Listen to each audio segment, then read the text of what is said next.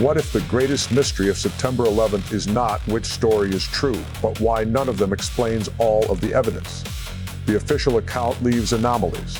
The alternative theories leave contradictions. Between them lies a paradox. This is the 9/11 investigation paradox.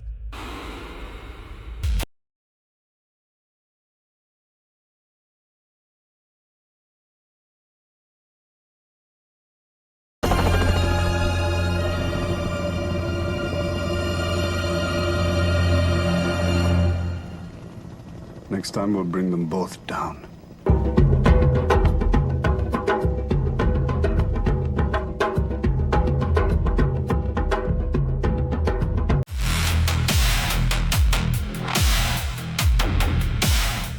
The case inherited by the public is a reconstruction assembled by government agencies. 19 al-Qaeda hijackers seized 4 aircraft, 2 hit the World Trade Center, 1 hit the Pentagon, and 1 crashed in Pennsylvania. Khalid Sheikh Mohammed planned the operation under Osama bin Laden. Impact damage and fires then produced 3 total high-rise collapses in New York. We must speak the truth about terror.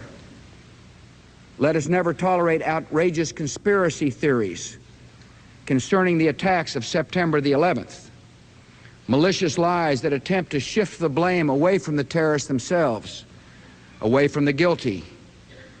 To inflame ethnic hatred is to advance the cause of terror. That is the theory to be tested, not the voice of this film. The Commission's planning narrative relies heavily on intelligence and detainee reporting. The collapse investigations relied on selected steel, photographs, simulations, and assumptions about damage and fireproofing. Much of the debris was removed before a comprehensive forensic protocol existed, and investigators did not retain or test every class of material later placed in dispute. The independent question is therefore larger than whether a report can produce a plausible model. Does the model account for the timing, symmetry, heat, dust, deformation, chemical evidence, and eyewitness record better than competing explanations? And was the available evidence collected broadly enough to decide? The official case supplies answers. An independent investigation begins with the evidence those answers did not settle.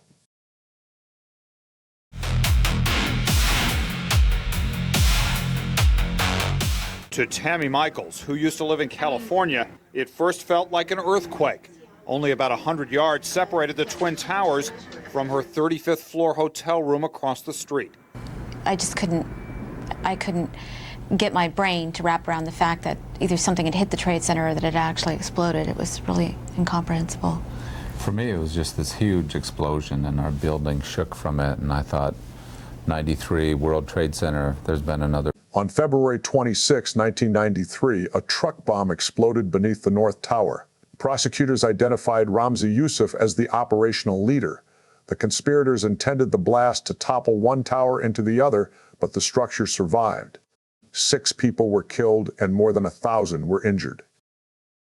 Yousef's uncle, Khalid Sheikh Mohammed, sent limited funding to one of the conspirators. The 9/11 Commission later described Mohammed as the principal architect of the 2001 attacks. Between the 2 events came the Bojinka plot, in which Yousef and Mohammed planned to bomb multiple American airliners and considered aircraft-related attacks on United States targets. A more controversial continuity claim points not only to al-Qaeda, but to Saddam Hussein's Iraq. In testimony submitted to the 9/11 Commission, researcher Lori Milroy argued that Yousef's identities and travel documents were Iraqi intelligence legends. Her affirmative case began with several real anomalies. Yousef entered the United States on an Iraqi passport. He later traveled as Abdul Basit Karim. Parts of Karim's Kuwaiti file appeared missing or altered after Iraq's occupation of Kuwait. Convicted conspirator Mohammed Salameh made dozens of calls to Iraq, and bomb maker Abdul Rahman Yassin came from Baghdad and returned there after the attack. Milroy's strongest inference was that Iraqi intelligence had manipulated Kuwaiti records to give Yousef and related plotters false identities, allowing Baghdad to direct terrorism while militants took the blame. She cited the suspicions of former New York FBI Chief Jim Fox, discrepancies in signatures, addresses, and reported height, and the presence of Yousef's fingerprints in Karim's file. Her statement went further, proposing that the apparent family network around Yousef and Khalid Sheikh Mohammed might instead conceal Iraqi intelligence operatives. That is an argument presented to the Commission, not a finding by the Commission. In the hearing, Commissioner Richard Benveniste pressed Mulroy for corroborating examples beyond the same cluster of disputed documents and people. A later Senate Intelligence Committee review said the CIA had examined the Iraqi passport theory, Yassin's flight to Iraq, and other alleged links, but had not established Iraqi direction of the 1993 bombing. The unresolved issue is therefore precise. The Iraqi contacts and document anomalies are real. Their interpretation as an Iraqi command structure remains disputed. Yassin's case keeps the question alive. He admitted helping Yousef acquire and mix bomb materials, fled to Iraq after FBI questioning, and was later shown in Iraqi custody during a 60 Minutes interview. Saddam's government said it had detained him and offered to transfer him under conditions the United States rejected. Was he sheltered, imprisoned, interrogated, handled, or all four at different times? The generic word connection conceals the very distinction investigators needed to expose. A captured palace recording adds a striking but frequently misquoted piece of context. In a mid-1990s meeting, Saddam said that terrorism is coming and predicted future terrorism with weapons of mass destruction. He asked what would prevent a booby-trapped car from causing a nuclear explosion in Washington, or a germ or a chemical one. Tariq Aziz then remarked that a lone biologist could put germs in a water tower. The tape says, Washington, not New York, and Saddam immediately added that the coming story would be not from Iraq. The recording is authentic, according to the United States officials cited by ABC News, but its meaning is open. It can be read as informed strategic foresight from a regime experienced with unconventional weapons, as a warning that non-state actors could make states impossible to blame, or as Saddam distancing Iraq from a danger already obvious after the 1993 World Trade Center bombing. It does not mention aircraft, the Twin Towers, or 9/11. Its value is not prophecy. It shows Saddam and his senior circle privately discussing deniable mass casualty terrorism years before the attacks. When coalition forces entered Iraq in 2003, they did find pro-Saddam imagery incorporating the destruction of the World Trade Center. Embedded writer D.K. Holm reported from Ash Shatra on March 28 that his unit entered a captured enemy headquarters and found a long, hand-painted catalog of American disasters. One section showed aircraft striking the Twin Towers. Other sections portrayed Pearl Harbor, the Challenger explosion, the fall of Saigon, Kennedy's assassination, and still earlier tragedies. CNN separately reported that Marines found another Twin Towers attack mural at Iraqi military headquarters in Nasiriyah, photographed by Getty's Joe Radel. The viewer-supplied photograph shows Saddam beside the burning towers. The secondary source supplied with it says members of the 3rd Infantry Division photographed it near Baghdad Airport. That page traces the claim to a July 2003 blog post rather than to a Defense Department or wire service caption. This is a meaningful provenance lead, but it does not yet establish the photographer, exact building, or who commissioned the painting. It also does not place this particular mural inside one of Saddam's palaces. The mural is evidence of an Iraqi regime or military setting appropriating 9/11 as anti-American propaganda. It cannot be pre-9/11 foreknowledge because its subject is the already completed attack, and the contemporaneous account describes it as one scene in a retrospective sequence of American catastrophes. The important questions are narrower: who commissioned it? When, after September 2001, was it painted? And was it an official state installation or local military artwork? Until those are answered, found in a captured Iraqi headquarters is supportable. Found in Saddam's palace is not yet established by the supplied photograph alone. Oklahoma City supplies a parallel state sponsorship allegation that should be examined without merging it into the 9/11 case. After the April 1995 bombing, the FBI released composites of John Doe No. 1 and John Doe No. 2, then still believed to be the men who rented the Ryder truck. John Doe 1 became Timothy McVeigh. In June 1995, the Justice Department said investigators had identified a man from the body shop whose appearance apparently generated the second composite, but who had visited on a different day and had no bombing connection. At that point, the FBI said it was still investigating whether another man had helped rent McVeigh's truck. Investigative reporter Jana Davis rejected the mistaken witness resolution. She assembled 22 affidavits and argued that a former Iraqi soldier and refugee, Hussein Hashem al-Husseini, resembled the John Doe 2 sketch and had been identified by witnesses as being with McVeigh or near relevant locations.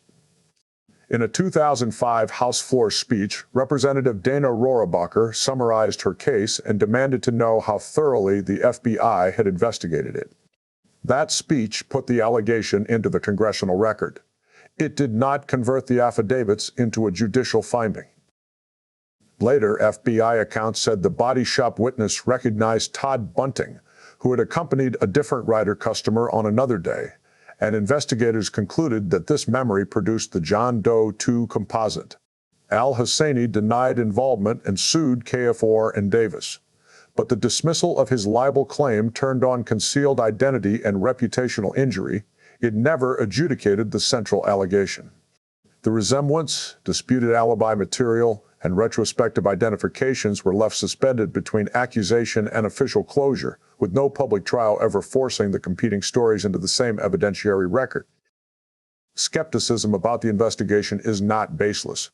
The Justice Department Inspector General found widespread failures that delayed disclosure of more than 1,000 OK bomb documents until 2001, while finding no direct evidence of an intentional conspiracy to conceal exculpatory material. Courts held that the late documents did not negate McVeigh's guilt. The open question is whether every accomplice lead was adequately closed, not whether the established evidence against McVeigh and Terry Nichols disappears. The disciplined state sponsorship hypothesis is therefore narrower than the internet version. Did Iraqi intelligence exploit, assist, or monitor anti-government extremists while preserving deniability? Milroy and Davis proposed variants of that model in different attacks.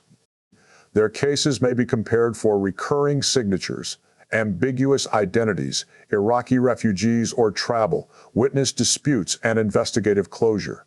But one contested case cannot corroborate another, merely because both point toward Baghdad. Yousef was not merely associated with bombs. Inventive concealment was his operational signature. Investigators attributed to him the large 1993 vehicle bomb and the later Bojinka scheme to place compact time devices aboard multiple airliners. The lethal trial run on Philippine Airlines Flight 434 killed one passenger but failed to destroy the aircraft. Calling him a genius is journalistic shorthand, not an evidentiary finding. What the record does establish is repeated experimentation, concealment, testing, and adaptation. That creative method continuity did not end with Yousef. In 2002, truck driver Ayman Faris was tasked by a senior al-Qaeda operational leader to examine an unconventional plan for collapsing a New York suspension bridge, obtain gas cutters, and use them to sever its cables. Later government accounts identify the leader as Khalid Sheikh Mohammed and the target as the Brooklyn Bridge. Faris researched the equipment, inspected the bridge, and eventually reported that the plan was unlikely to succeed because of the structure and security. The bridge proposal matters because it exposes operational imagination, an ordinary industrial tool, coded procurement language, target reconnaissance, and a structure attacked at an assumed weak point. Alongside Yousef's concealed airline devices and the aircraft as weapons concept, it reveals a sustained search for low visibility, unconventional ways to defeat large structures. Once that pattern is admitted, why was comparable hidden assistance at the World Trade Center treated as unthinkable before it was exhaustively tested? The same record shows that patience and concealment were not incidental qualities. Bin Laden treated them as selection criteria. In a letter recovered from the Abbottabad compound, he ordered al-Qaeda's external operations trainees to be chosen for precision, self-control, and the ability to remain undercover without becoming bored or disobedient. His example was, Kenya, the brothers, he wrote, had stayed inside a house for 9 months. This was not a casual boast about a bomb. It was an internal lesson about the kind of operative required for a long-horizon attack. The Kenya example sits inside a larger logistical history. The Nairobi embassy was cased as early as 1993. A declassified CIA assessment said the 1998 East Africa bombings concluded almost a full year of preparation, drawing on an established local network that had acquired explosives, rented safe houses, bought vehicles, updated its surveillance, and brought in explosives expertise. The bombs were delivered in trucks and detonated at the United States embassies in Nairobi and Dar es Salaam only minutes apart. The attackers were not merely capable of making explosives. They had practiced compartmented procurement, patient concealment, target study, synchronized execution, and removal of the evidence trail. Bin Laden's letter then turns that lesson toward attacks inside the United States. He calls operations on American soil the organization's highest priority, demands carefully screened external operations cadres, proposes secure residential training, and identifies chemistry, including the manufacture of explosives, as a field of dire need. The passage does not specifically order these trainees to New York, but New York was already the network's recurring symbolic target. The 1993 World Trade Center bombing, the Bojinka lineage, the 2001 attack, and later bridge reconnaissance. Put together, the record raises a legitimate investigative question. If al-Qaeda valued patient sleepers, concealed logistics, explosives expertise, and spectacular attacks inside America, why should investigators assume in advance that none of those capabilities could have accompanied the aircraft? Exploration? Yousef himself could not have participated operationally in 9/11. He had been in United States custody since 1995. The continuity question runs through his uncle, Khalid Sheikh Mohammed, and through a network that had already combined aircraft, suicide missions, and concealed explosives in its planning. The public account says the method evolved. After the 1993 bomb failed to topple the towers, aircraft loaded with fuel became the weapons, and no additional explosive mechanism was required.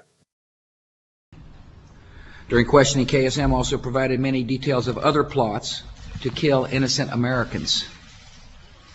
For example, he described the design of planned attacks on buildings inside the United States and how operatives were directed to carry them out. He told us the operatives had been instructed to ensure that the explosives went off at a point that was high enough to prevent the people trapped above from escaping out the windows.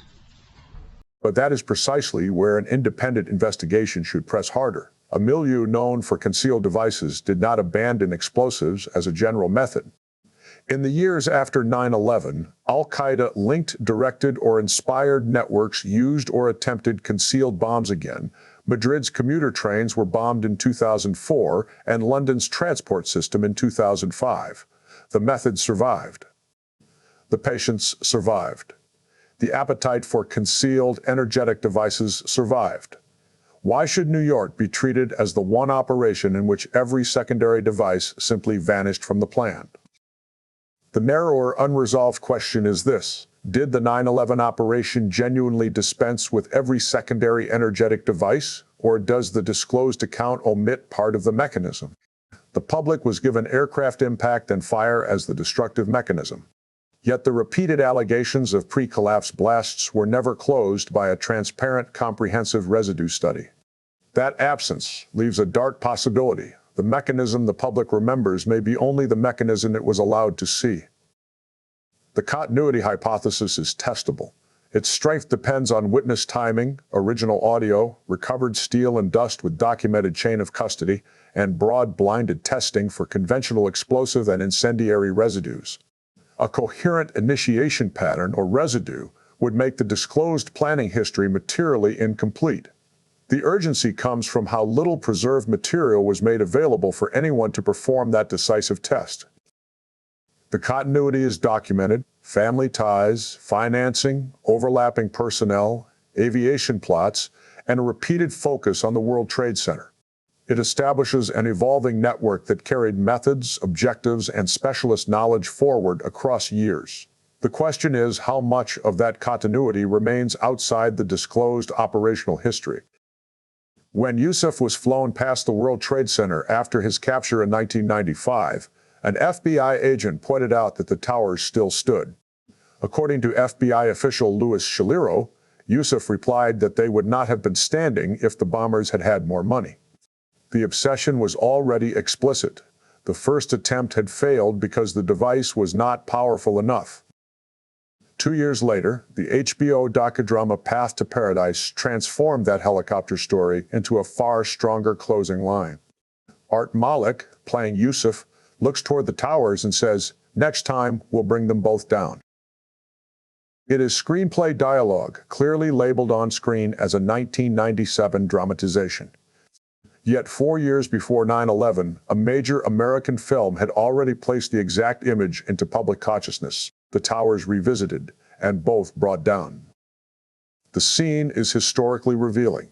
Years before 9/11, mainstream popular culture already understood that the 1993 plot had aimed at the destruction of both towers and dramatized a future attempt.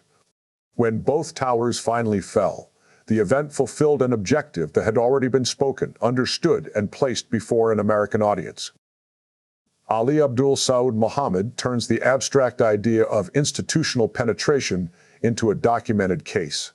A former Egyptian military officer, he entered the United States, served in the U.S. Army at Fort Bragg's John F. Kennedy Special Warfare Center, and later dealt with the FB-1 as an informant. At the same time, he trained Islamist militants and worked for al-Qaeda. In October 2000, he pleaded guilty to 5 conspiracy counts arising from the East Africa Embassy bombing case. In his own plea statement, Mohammed admitted providing military, explosives, and intelligence training for al-Qaeda, teaching cell structure, helping establish a Nairobi presence, and conducting surveillance of the American embassy at bin Laden's request. Former FBI agent Jack Clunan later described Mohammed as an extraordinarily valuable cooperative source. The contradiction is not speculative. A man who moved through American military and law enforcement systems had also helped build the enemy's operational capacity. Peter Lance calls Mohammed a triple agent who penetrated the CIA, the Green Berets, and the FBI while serving bin Laden. Whatever label appears on a lower third, the documented pattern is extraordinary. Warnings from Army superiors, militant travel, al-Qaeda training, and FBI relationship, and access to American doctrine, all surviving inside the system until mass casualty attacks had already been built. Was this merely bureaucratic failure, or did someone repeatedly protect the channel because Mohammed remained useful?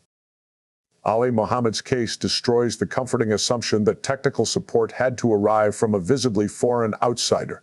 Al-Qaeda had already used an operative with American military experience, U.S. citizenship, institutional access, and intelligence relationships. Who then audited every military, aviation, intelligence, and contractor contacts surrounding the 4 pilot teams, and why is that complete audit still not public? By 2001, the disclosed concept had become a 4-aircraft operation. But was that the whole mechanism?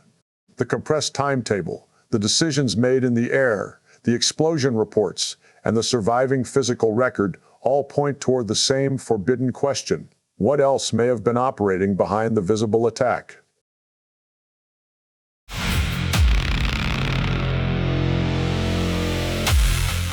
American Flight 11 struck the North Tower at 8:46 and 40 seconds. United Flight 475 struck the South Tower at 9:03 and 11 seconds, 16 and a half minutes later. The South Tower stood for about 56 minutes after impact and collapsed at 9:59. Flight 93 crashed in Pennsylvania at 10:03 and 11 seconds. The North Tower collapsed at 10:28, about 102 minutes after it was struck. The sequence was tightly compressed. Flight 93's crash followed the South Tower's collapse by about 4 minutes. In an operation already dependent on timing, that proximity raises the question of whether the teams were truly isolated or whether someone retained a live operational picture as the morning unfolded. The published radar reconstruction shows United 75 dropping more than 24,000 feet during roughly its final 5 minutes and reaching an estimated impact speed near 540 miles per hour. This was not merely an airliner wandering off course. It was a steep, sustained, high-speed terminal run that delivered the aircraft to a precise point on a tower already surrounded by cameras. The question is how such an aggressive profile was controlled so successfully under the stated cockpit conditions, and whether human improvisation is the complete explanation. The 9/11 Commission, relying substantially on detainee interrogation reporting, says Khalid Sheikh Mohammed, Osama bin Laden, and Mohammed Atef developed an approved target set that included the World Trade Center, Pentagon, White House, and Capitol. It describes Mohammed Atta as the tactical leader in the United States, communicating timing and resolving final target choices with Ramzi bin al-Shibi. A United States government translation of a December 2001 bin Laden videotape says that some of the participants did not know the operation's details until shortly before boarding. It also distinguishes the pilot group from the muscle group and says the groups did not know one another. That passage does not clearly say the pilots learned their targets only at the airport. It may refer to the non-pilot hijackers learning the final mission late. The accounts therefore contain ambiguities about compartmentalization, but not a demonstrated contradiction proving outside control. The Commission's reconstruction must also be weighed against its source limitations. Chapters 5 and 7 rely heavily on interrogation reports, some involving detainees subjected to coercive treatment. And the released bin Laden tape was translated from poor quality audio and was not represented as a verbatim record of every word. Statements attributed to the plotters create an apparent tension. Yousef's 1995 remark shows that bringing down the towers had been the 1993 bombers' intended result. In the December 2001 videotape, bin Laden said he had calculated likely casualties and impact zones, yet expected the aircraft fires to collapse only the struck portions and the floors above them. He portrayed the complete failure of both towers as exceeding his own most optimistic estimate. In a 2004 video, bin Laden gave a broader, more boastful account.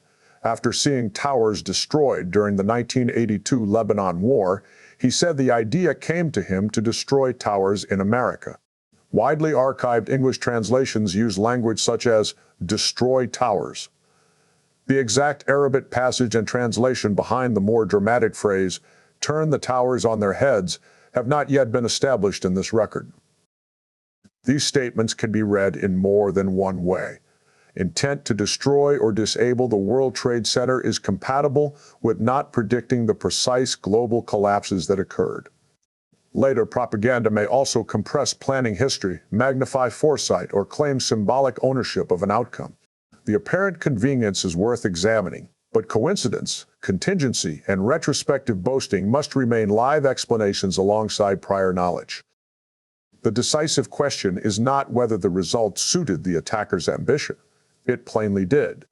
The question is whether any contemporaneous communication shows that they expected the exact collapse sequence, timed other events to it, or possessed knowledge unavailable from ordinary structural assumptions. No such public communication is presently established. He always said to me, they're going to come back for that building because they didn't feel that they did it right. They wanted to do a lot more damage than what was done. They will be back. They're going to come back. 3 weeks before the attacks, Army reservist and FDNY Fire Marshal Ronald "Ronnie" Bucca finished annual duty with the Defense Intelligence Agency. According to a 2024 DIA history based on colleagues and family, Bucca insisted to the chief of the Terrorism Warning Division that al-Qaeda would return to the World Trade Center. His reasoning was brutally simple. The group had returned repeatedly to major targets after failures, and the 1993 tower attack was unfinished business. The warning was not a later internet invention. DIA records that Bucca had supported its counterterrorism mission since 1993, represented the FDNY on the FBI Joint Terrorism Task Force in the late 1990s, and had access to classified threat reporting. His family said he kept World Trade Center plans at home, regularly visited the complex, and spoke with maintenance staff about basement egress only a week before the attack. On September 11th, he climbed to the 78th floor of the South Tower and died trying to reach the impact zone. Investigative author Peter Lance adds a darker allegation. Laden says Bucca suspected that longtime FDNY employee Ahmed Refai had obtained World Trade Center plans before the 1993 bombing and later used false information to seek a second identification card for Metrotech, where city building plans were held. The FBI publicly denied that it had identified a terrorist inside the fire department. The records needed to settle the dispute are obvious. Bucca's memoranda, JTTF referrals, Refai's access history, badge application, interviews, and the disposition of every lead.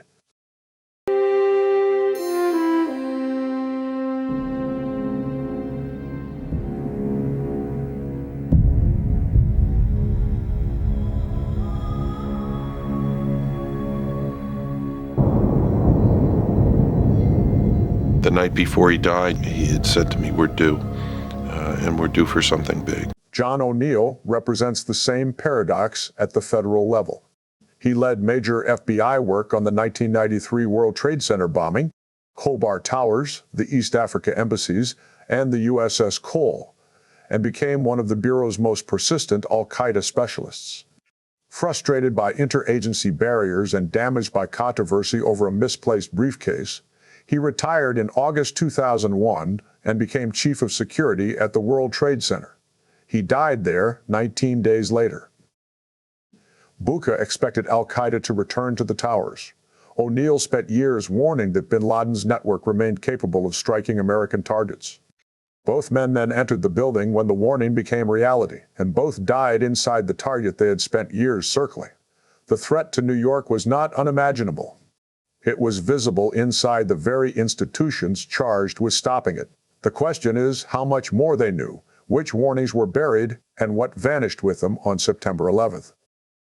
Timing can reveal coordination, coincidence, or decisions made under pressure. Physical evidence asks a different question: what forces and temperatures acted on the buildings and their remains?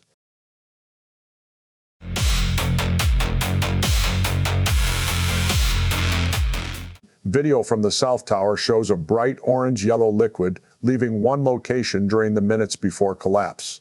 The government later proposed aircraft aluminium mixed with burning contents. That proposal was not based on a recovered sample from the flow. The color, persistence, location, and changing intensity should be tested against aluminium, lead, glass, iron-rich reactions, and mixed material hypotheses rather than resolved by institutional assertion. 5 days after the attacks, a NASA instrument used by the USGS recorded more than 36 thermal hotspots in the World Trade Center core. Detailed analysis estimated small areas at temperatures ranging from roughly 700 to 1020 Kelvin. These were measured post-collapse temperatures. The buried question is, what sustained so many concentrated heat sources beneath a scene already being described as fused, red-hot, and intermittently molten? Photographs and first responder accounts describe glowing or apparently molten material in the pile. No single recollection identifies an alloy, but the repetition of foundry and lava analogies across witnesses is a pattern worth mapping by date, location, and depth. The investigative failure is that the most dramatic claims were not answered by a transparent program of systematic sample collection. Because when you were down there, you have to remember, above you, the project was on fire for months. So, we were down at the B1 level, and one of the firefighters said, I think you'd be interested in this, and they pulled off a big block of concrete, and there was like a little river of steel flowing. Leslie E. Robertson, the lead structural engineer of the Twin Towers, made one of the most consequential statements. In an April 2002 university presentation, Robertson described being at the B1 basement level when a firefighter drew his attention to material uncovered beneath a large block of concrete. There was like a little river of steel flowing.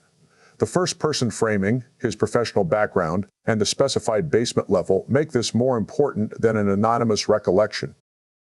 In an October 2006 radio discussion with physicist Stephen Jones, Robertson used markedly different language. He acknowledged that engineers had seen red-hot metal, but said he had never encountered anyone who said they had actually seen molten metal, or who had analyzed it to determine what metal it was. beside the 2002 statement, that is, a real inconsistency in the public record. What happened between the vivid River of Steel account and the later retreat, and why was the contradiction never resolved under oath? There are narrower possible explanations. Robertson may have repeated a firefighter's colloquial description in 2002 and later insisted on the scientific distinction between very hot, flowing-wicking material and a confirmed liquid phase.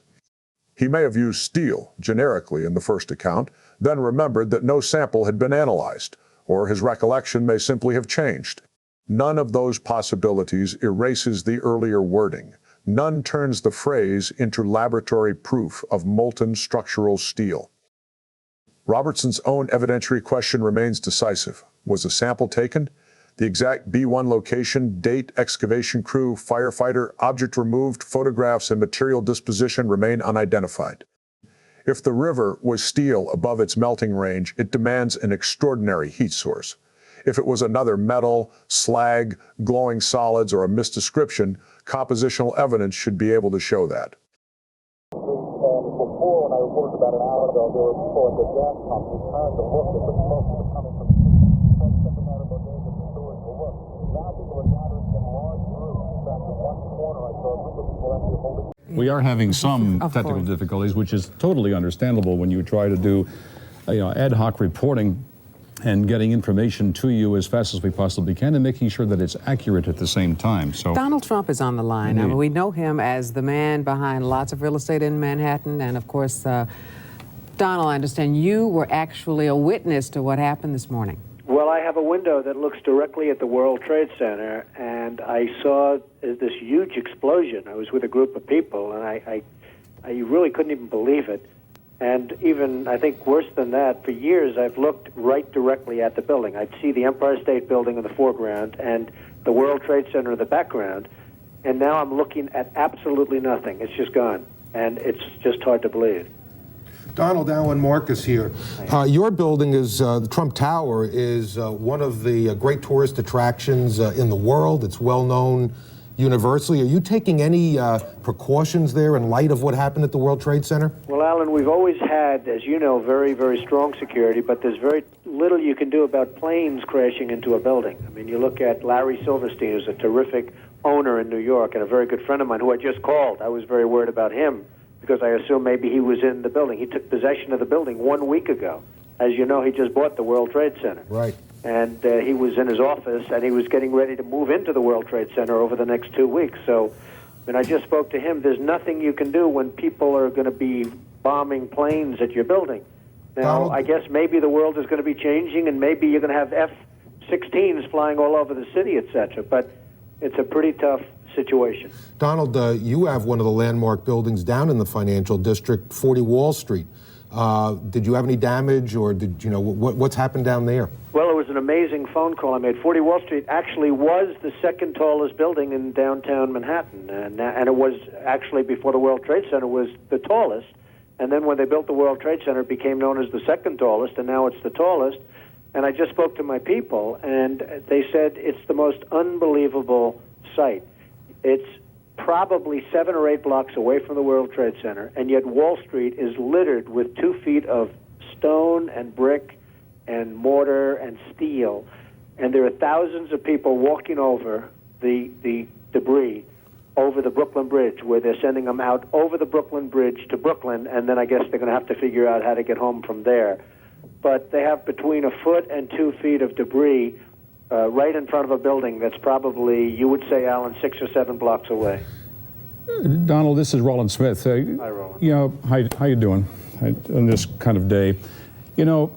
At some point, we're going to put all this behind us, and you as a visionary, particularly in New York real estate, what do you think that we ought to do as a city, as a people, when all of this when the mourning stops, when the dead are honored, and we've found out what caused it and maybe corrected it? What does the city need to do? Well, I guess the big thing that you really will have to do is never forget. You just can't forget that something like this happened. I was so disappointed when they closed the stock exchange, but of course, at some point, you had no choice, when they initially announced it was closing, because you want to just say, the hell with it, you're going forward, nothing's going to change. But the fact is something has changed very dramatically. And I think one of the very sad things is going to be when you look at the skyline of New York, which has become so emblazoned in your own memory, and you look at the skyline of New York and you see these buildings, these two buildings, whether you love them or don't love them, they were a great part of the skyline. And then when you look at the skyline after 2001, and you're going to see a skyline without these two buildings, you're going to say, what happened? People won't believe it. You know, when you show your children or your grandchildren in years to come what New York looked like in the year 2000, and then what New York looked like just a year later, they're going to say, what happened? Hey, Donald, it's hard to believe. in the year 2000, Donald, you considered running for president. If you had done that and if you had been successful, what do you think you'd be doing right now? Well, I'd be taking a very, very tough line, Alan. I mean, you know, most people feel they know at least approximately the group of people that did this and where they are. But boy, would you have to take a hard line on this. This just can't be tolerated, and it's got to be very, very stern. This is, as you and I were discussing before, Alan, this was probably worse than Pearl Harbor. Many more people are dead, and you know, they don't know, they have no idea, but I have somebody that was down there who witnessed at least 10 people jumping out of the building from 70 and 80 stories up in the air. I mean, you probably have 25 or 30,000 is the number I've heard, but I would think would be much more than that. I think the most of the damage will be caused not by even in the building in terms of the people dead, but by the people on the streets from falling debris. Donald, you're probably the best known builder, particularly of great buildings in the city. There's a great deal of question about whether or not the damage and the ultimate destruction of the buildings was caused by the airplanes, by architectural defect, or possibly by bombs or aftershocks. Do you have any thoughts on that? Well, it was an architectural defect. You know, the World Trade Center was always known as a very, very strong building. Don't forget, that took a big bomb in the basement. Now, the basement is the most vulnerable place because that's your foundation, and it withstood that. And I got to see that area about 3 or 4 days after it took place because one of my structural engineers actually took me for a tour because he did the building. And I said, I can't believe it. The building was standing solid, and half of the columns were blown out. I mean, so this was an unbelievably powerful building. If you know anything about structure, it was one of the first buildings that was built from the outside. The steel, the reason the World Trade Center had such narrow windows is that in between all the windows, you had the steel on the outside. So you had the steel on the outside of the building. That's why when I first looked, and you had big, heavy I-beams, when I first looked at it, I couldn't believe it because there was a hole in the steel. And this is steel that was, you remember the width of the windows in the World Trade Center, folks. I think you know, if you were ever up there, they were quite narrow. And in between was this heavy steel. I said, how could a plane, even a 767 or 747 or whatever it might have been, how could it possibly go through the steel? I happen to think that they had not only a plane, but they had bombs that exploded almost simultaneously, because I just can't imagine anything being able to go through that wall. Most buildings are built with the steel is on the inside around the elevator shaft. This one was built from the outside, which is the strongest structure you can have, and it was almost just like a can of soup. You know, Donald, we were looking at pictures all morning long of that plane coming into building number 2, and when you see that approach the far side, and then all of a sudden, within a matter of a millisecond, the explosion pops out the other side. Right. I just think that it was a plane with more than just fuel. I think, obviously, they were very big planes. They were going very rapidly, because I was also watching where the plane seemed to be not only going fast, it seemed to be coming down into the building. So it was getting the speed from going downhill, so to speak. It just seemed to me that to do that kind of destruction is even more than a big plane, because you're talking about taking out steel, the heaviest caliber steel that was used on a building. I mean, these buildings were rock solid. And, you know, it's just an amazing thing. This country is different today, and it's going to be different than it ever was for many years to come. Very profound statement and very true. Donald, one last question for you. Given the magnitude of how much of American commerce took place within the Twin Towers, what do you, as you're an expert on this, what do you think is going to be the fallout over the next several weeks, months, and even years, given what we have lost in terms of those buildings going down and all that was within it? Well, I, as an example, Alan, and you might use them too, but I have an insurance company that was on the 102nd floor of the World Trade Center, they're gone. I don't know who's gone. I don't know anything other than their offices are no longer there. They're wiped out. The Morgan Stanley group, you know, Morgan Stanley, a big, powerful firm, they had 50 stories in the building, gone. I mean, you're talking about some firms that are just gone. Now, Morgan Stanley, in that case, had a lot of its offices in Midtown, and they had about half downtown. Morgan Stanley's a big, powerful firm. They're gone. Many firms had all of their offices, as you know, in the World Trade Center. It was 8 million square feet. 8 million square feet is the size of some cities. And we had 8 million square feet in the world, 4 million in each building. They were huge buildings, not only in height, but, you know, each floor was 50,000 feet. They were monstrous floors. Each floor was almost a city in itself, and they had 110 floors or so. So, you know, many firms that were easily recognizable for those of us in the financial worlds, for those of us that read the papers and see the financial pages, they're going to be gone. I mean, they're just not going to exist anymore. They're gone. Donald Trump. Many of the people are gone with them. Donald Trump, thank you so very much for joining us. Thank you all. We really Good luck. appreciate it. Thank you. Same to you. You too. Our prayers are with everyone. Joanne Pileggi is going to bring us up to date. Firefighters, police officers, workers, and civilians repeatedly used words such as explosion, blast, boom, pop, flash, and concussion. Some accounts place those sensations before visible global collapse. Others plainly describe the aircraft impacts, falling elevators, fuel ignition, electrical equipment, pressure fronts, or the collapse itself. Counting every use of the word explosion as a bomb would be careless. Deleting the word from the record is equally careless. Do you know anything about the cause of the explosions that brought the two buildings down yet? Was it caused by the planes or by something else? We second explosion? believe that it was caused by the after effects of the planes hitting the buildings. We don't know of an additional explosion after that. You told. Well, the fact is that I didn't realize the towers would collapse. I never realized that. If I can complete the sentence, if you give me the courtesy to complete the sentence, our understanding was that over a long period of time, the way other buildings collapse, the towers could collapse, meaning over a 7, 8, 9, 10-hour period. No one that I knew of had any idea that they would implode. That was a complete surprise. Thank you. What happened? We was in an explosion. We was in the lobby, and the third explosion, the whole lobby collapsed on us. What was it like? What was it like? Horrible. It's like hell. You don't want to know. The whole building just collapsed on us inside the lobby. Was that a secondary explosion? Yes, it was. That was the planet, probably. Yeah, definitely secondary explosion. Because we was inside waiting to go upstairs, and on the way upstairs, the whole fucking plane blew, and we just collapsed on everybody inside the lobby. Similar to the first tower. The FDNY oral histories were collected soon after the attacks to preserve responders' memories before a common narrative hardened. Independent researchers have indexed more than 100 passages containing explosion language.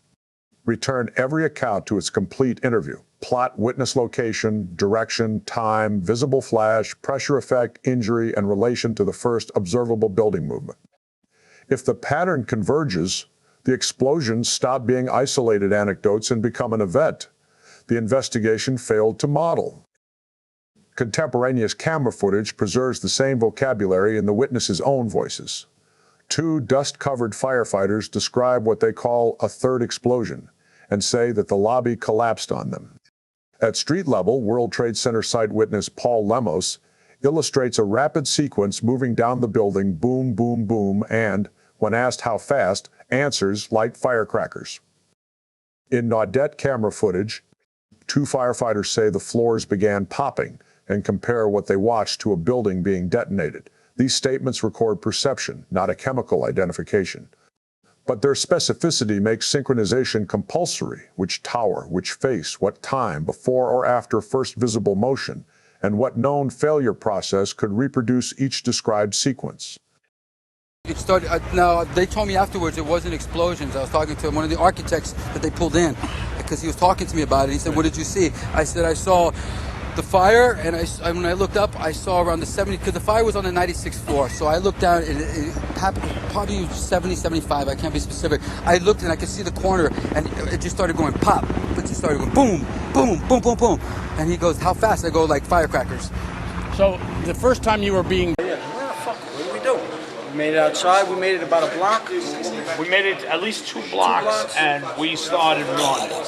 Floor by floor, it started popping out. It was if they had detonated. Yeah, if detonated. they were planned to take down a building. Boom, boom, boom, boom, boom, boom, boom, boom. All the way down. I was watching it and running. Just ran up West Street. And then you just sort of this cloud of shit chasing you down. Couldn't outrun it. West Street. Couldn't outrun it. Several responders described a sharp event followed by applause and then visible collapse. Others compared successive sounds or flashes to a sequence moving through the building. These accounts directly destroy the reassuring claim that no explosion-like events were reported. The urgent question is why the strongest of them were never resolved on one public master clock. Without timing and acoustic analysis, they do not, by themselves, identify planted charges. Without that analysis, a fire-only conclusion is not entitled to treat them as settled.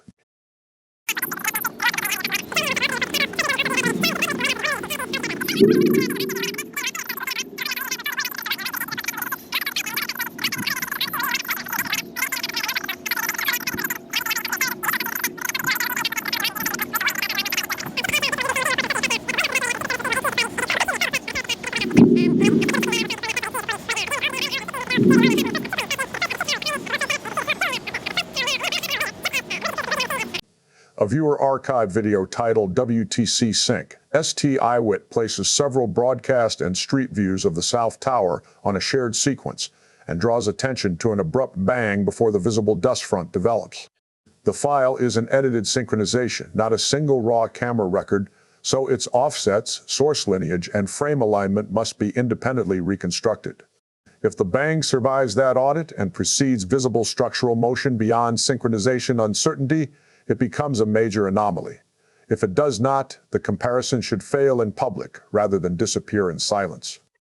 I worked down on B1 in the World Trade Center. What happened? And the whole place just filled up with smoke. I popped our ears, we couldn't hear anything down there. Now I was told the 737 jet hit the building all the way up. The flames are still coming out of the Trade Center on the top. North Tower worker William Rodriguez described a violent basement-level event around the time of Flight 11's impact, and later stated that he felt it before the aircraft hit above. Burned worker Felipe David and basement damage form part of the same account. The chronology of Rodriguez's early and later retellings has been disputed, making the original recordings and precise timestamps more important than edited documentary excerpts. I turned my head slightly to the left, and I saw a tremendous fireball in the lobby of building number 1 on the Marriott side.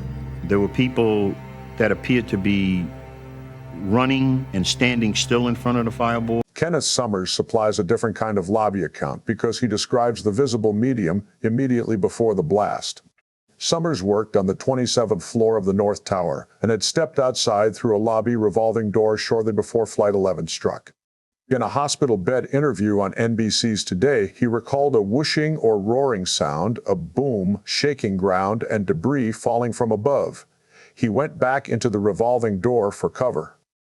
I no sooner had gone back into the revolving door when all of a sudden it seems like the whole lobby, the door I was in, and everything filled up with a yellowish, brownish, combustible mixture. I didn't really smell any different, but it wasn't, it took so quickly to happen. It was like a tenth of a second, and the next thing I know is a major explosion, of which I'm now thrown back out through both of these, through the revolving door and back outside underneath the overhang where the taxis would come in. Summers said the lobby and doorway suddenly filled with a yellowish-brownish combustible mixture. He then experienced what he called a major explosion that threw him back outside, leaving his clothing and hair on fire. His description also included material falling from above, an observation that must remain attached to the blast account. Combustible was Summers's description, not a laboratory identification. A conventional explanation is that aircraft fuel and combustion products traveled down elevator shafts and ignited at lobby level.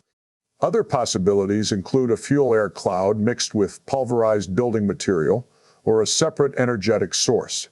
The interview establishes a rapid cloud and blast sequence in the lobby. Determining its composition and path requires shaft geometry, pressure calculations, burn patterns, contemporaneous photographs, and corroborating witnesses. The correct independent test is a synchronized database, original audio and video waveforms, seismic records, radio traffic, witness positions, elevator shaft paths, transformer and fuel locations, and the first visible motion of each structure. If a sharp pressure event consistently precedes structural motion by more than sound and camera uncertainty permit, the official fire-only account faces a serious problem. If the sounds track the advancing collapse front, the explosive interpretation weakens. That's when we started heading for the exit. And then we got downstairs. We got to the fourth floor. From all the way to the lobby, floor. and all of a sudden there was this big explosion. I don't know if it's just like what you just seen. That's what we went through before we came out of the building. Then when we get out the building, then another smoke. They are the lobby of America. They are the people who, these airplanes, I could assure you that these airplanes, when they hit the target, there was nobody alive inside. They were all gas dead, and these airplanes have been driven unmanned.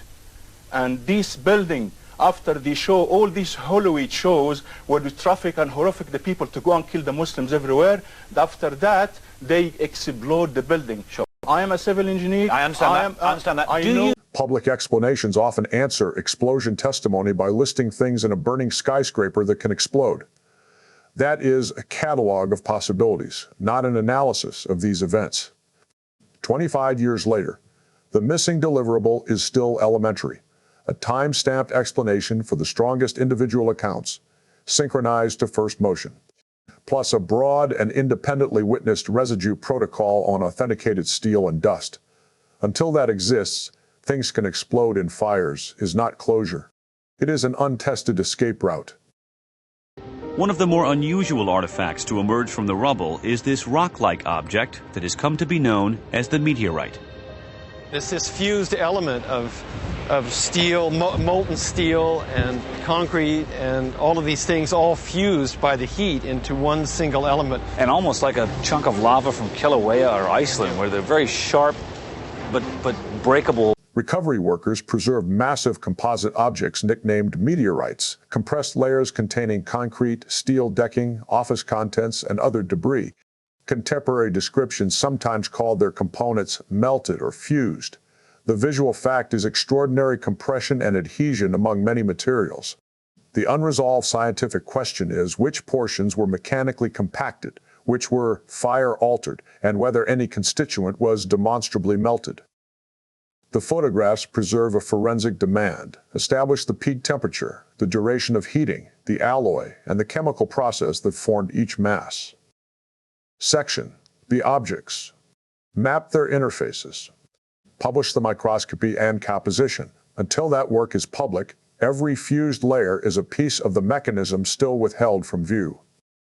This 8-ton steel I-beam is 6 inches thick. It was selected to be preserved for future generations for the near-perfect horseshoe-like bend formed during the collapse. I found it hard to believe that it actually bent because of the size of it and how there's no cracks in the iron. It bent without almost a single crack in it. It takes thousands of degrees to bend steel like this. Typically you'd have buckling and tearing on the tension side, but there's no buckling at all. Another widely circulated image shows a large steel member bent into a horseshoe-like curve. A generic appeal to collapse forces is not an explanation. Identify the member, quantify the load path and deformation temperature. Produce comparable examples from gravity-driven high-rise failures.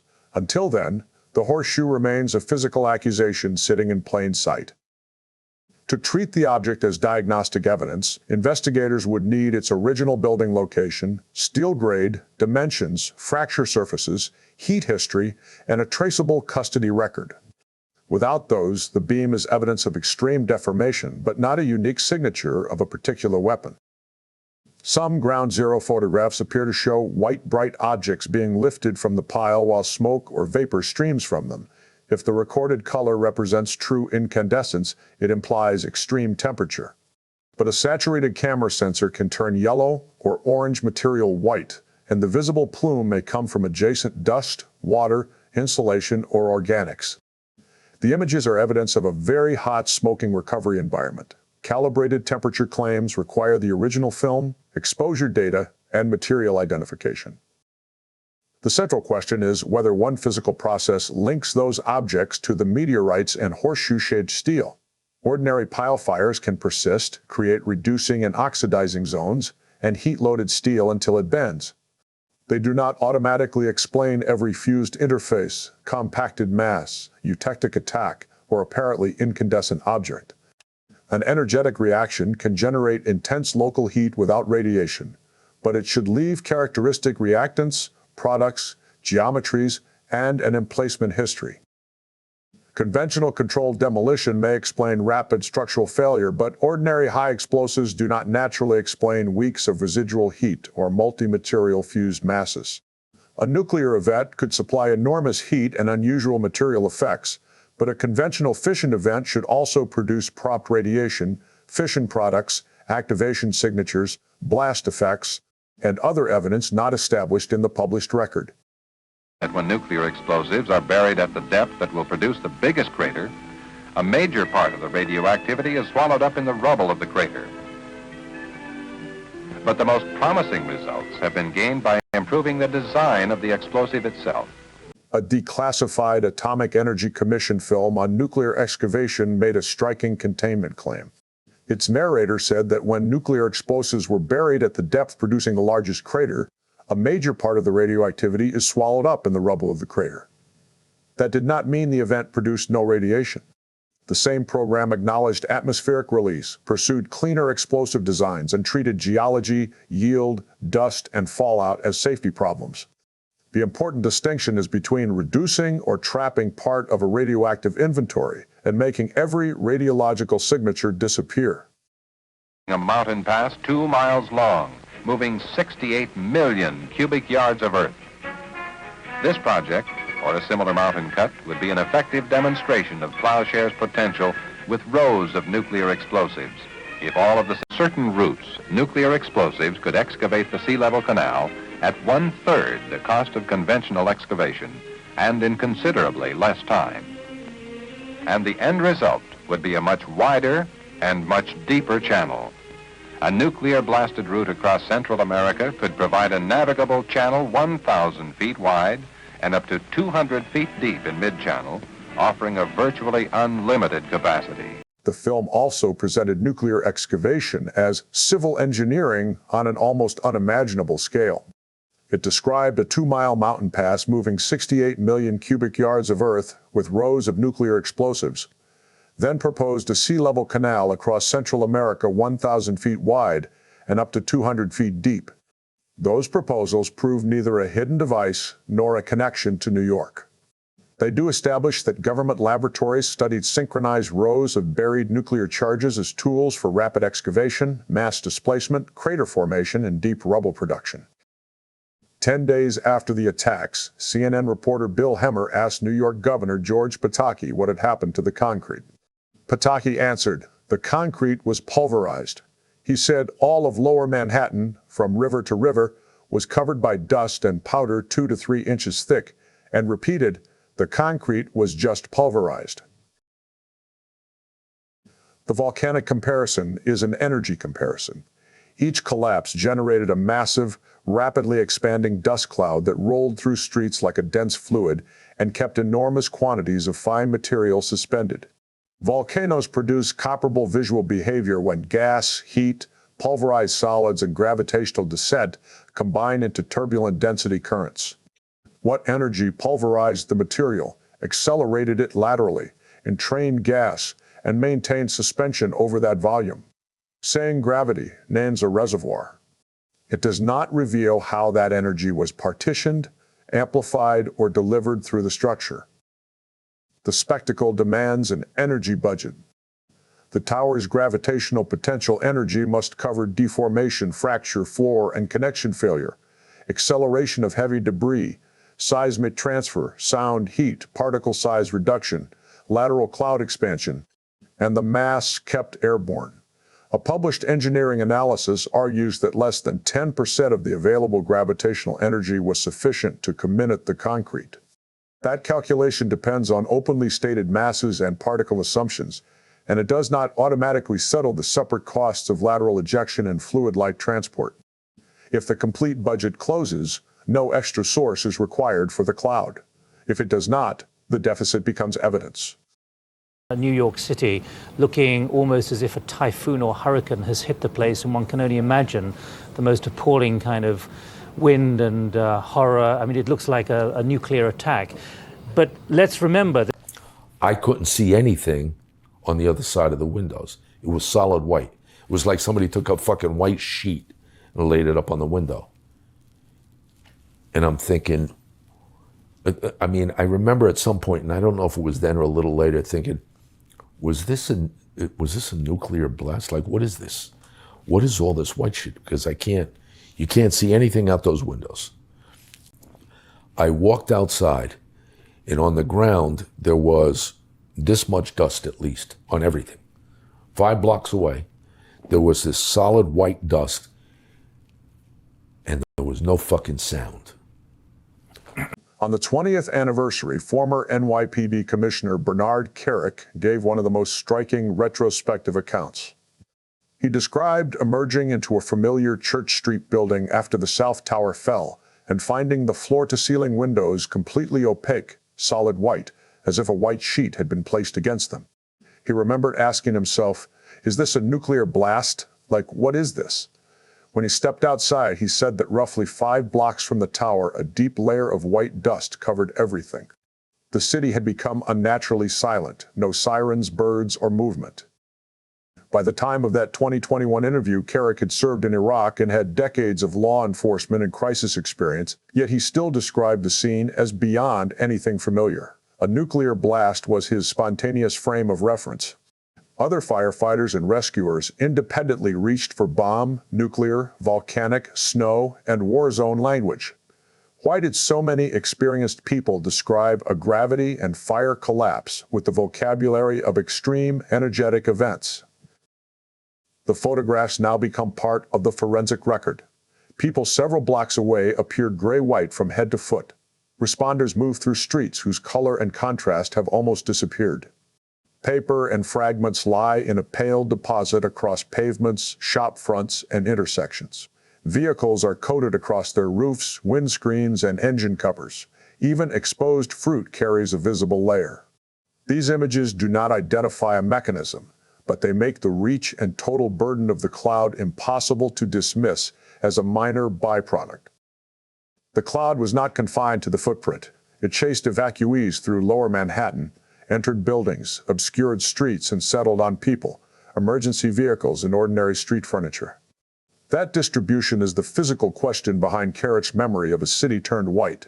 How much concrete, gypsum, glass, insulation, and office material became airborne? How quickly was it fragmented, accelerated, and transported? What fraction settled immediately, and what fraction remained respirable or was repeatedly lifted back into the air? The phrase micron-sized powder requires precision. Size fraction studies of bulk settled World Trade Center dust found more than 95% of its mass at 10 micrometers or larger. About 56% was larger than 53 micrometers. Roughly 42% lay between 10 and 53. About half of 1% lay between 2.5 and 10. And roughly 1.5% was 2.5 micrometers or smaller. The finest fraction was small by mass, but the total dust burden was so immense that even a small percentage represented a consequential respirable exposure. Indoor and outdoor deposits were not identical. One published comparison found more than half the indoor dust mass below 53 micrometers, while more than half the outdoor mass was above that threshold. USGS microscopy documented concrete-related phases, gypsum, glass, and mineral fibers across a wide range of sizes, including fibers below 1 micrometer in diameter. The measured record is therefore more disturbing and more exact than the slogan that everything became microscopic powder. A huge coarse deposit carried a smaller but medically and forensically important fine component. The unresolved issue is the complete comminution and transport budget. Photographs cannot distinguish gravity-driven fragmentation from explosive assistance, nor can visual resemblance to snow, a volcano, or a nuclear event identify the source.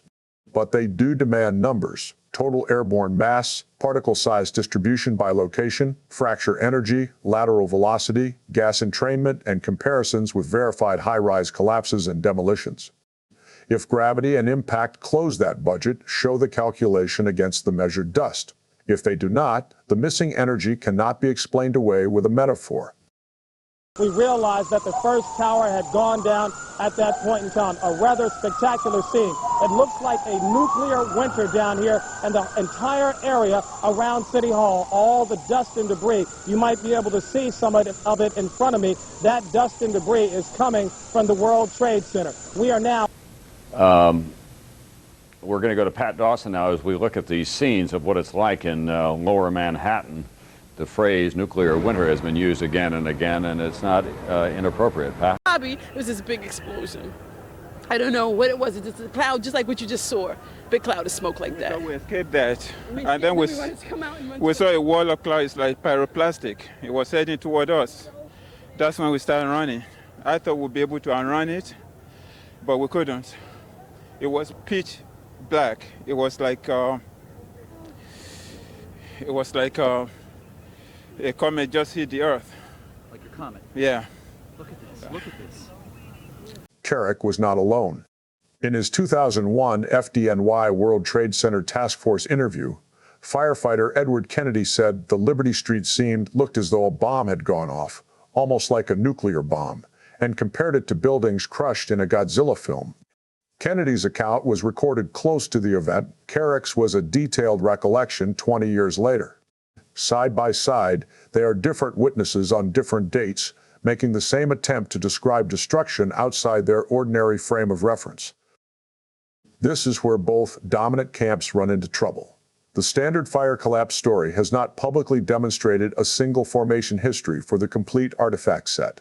Conventional demolition theories focus on collapse initiation, but often leave the long-duration thermal evidence underdeveloped. A nuclear theory addresses energy density but collides with the absence of a published nuclear radiation signature. The honest conclusion is not that all theories are equal, it is that none yet explains every observation without residue. Trace chemistry contains leads that are too often either inflated into proof or dismissed without showing the data. A Lawrence Livermore-led study measured tritiated water at 0.074 plus or minus 0.074 nanocuries per liter in a World Trade Center sewer sample collected on September 13. A split sample from the basement of World Trade Center 6 on September 25 measured 3.53 and 2.83 nanocuries per liter. Samples outside Ground Zero showed no tritium above background, and the reported Ground Zero values were far below human exposure concern levels. The authors modeled possible sources, including a combined 34.3 curies in radioluminescent devices aboard the two Boeing 767s, weapon sites associated with law enforcement facilities and personnel, and tritium watches. They also stressed that millions of gallons of firefighting, rain, river, and broken main water moved through the site before the later sample. That is a proposed source and dilution model, not a time series. Why was tritium measured only after delay? And could the raw sampling program distinguish destroyed commercial sources from a compact energetic event? Barium is a separate chemical lead. USGS bulk chemistry found hundreds of parts per million in many dust samples and an unusually high 3670 parts per million in outdoor sample, World Trade Center 01416, paired with 3,100 parts per million strontium. The published results stopped at total elemental abundance. No public isotope map closed the question of origin. Why did this extreme pairing not trigger a dedicated spatial and isotopic investigation across the site? The real forensic problem is the missing baseline. Which tritium forms, barium and strontium minerals, uranium isotope ratios, fission products and activation products were tested? At what detection limits? Against which intact building materials? A broad, blinded comparison between authenticated World Trade Center dust, background, Manhattan dust, aircraft components, office contents, fire suppression materials, and candidate energetic residues could turn these suggestive numbers into exclusions or connections. Before NIST's later investigation, metallurgists Jonathan Barnett, Ronald Biederman, and R.D. Sisson examined two unusually eroded steel members for the FEMA Building Performance Study. They reported severe high-temperature oxidation and sulfidation with a liquid eutectic penetrating steel grain boundaries. One sample was associated with World Trade Center 7 and one with a tower, although the exact original locations were uncertain. This is stronger than a photograph. It is microscopy performed by material specialists. It records high-temperature oxidation, sulfidation, and liquid attack inside recovered structural steel. The implication is severe. Either the debris pile created an extraordinary chemical furnace, the public investigation never fully reconstructed, or another energetic process entered the steel. Why did these rare pieces not trigger a larger, independently witnessed sampling program? In 2009, Niels Harrit, Stephen Jones, and co-authors reported red-gray chips in 4 privately collected dust samples and interpreted them as active thermitic material. Their paper placed a testable alternative mechanism into the record, but the samples lacked an official custody chain and the journal's review history became controversial. In 2012, microscopist James Millett examined red-gray chips from different World Trade Center dust samples. He found epoxy, iron oxide, and kaolin, but no elemental aluminium, and concluded that his chips were not thermite. Because the two teams did not test the same physical chips, Millett's result challenges the claimed diagnostic appearance without conclusively identifying every chip in the earlier study. The skeptical position is not to declare either side victorious. It is to demand blinded, multi-laboratory testing of authenticated samples using an agreed protocol, work that should have been routine for an event of this magnitude. World Trade Center 7 was not hit by an aircraft. Its exterior descended in a rapid, broadly symmetrical manner late that afternoon. A University of Alaska Fairbanks team led by civil engineer Leroy Halsey concluded that fire did not produce the observed global collapse and that near-simultaneous column failure was required in its model. That study published extensive model data, making a direct technical challenge possible. Yet the central implication remains. Its model required near-simultaneous column failure to reproduce the observed global descent. A serious rebuttal must identify the exact inputs, connections, boundary conditions, or failure criteria that make that implication disappear. The physical record refuses to settle into one comfortable mechanism. Heat, fusion, deformation, pulverization, blast reports, and anomalous material remain in the same unresolved file. An investigation that begins and ends with the official model is therefore inadequate. The next question is whether the aircraft evidence is any more complete than the public presentation suggests.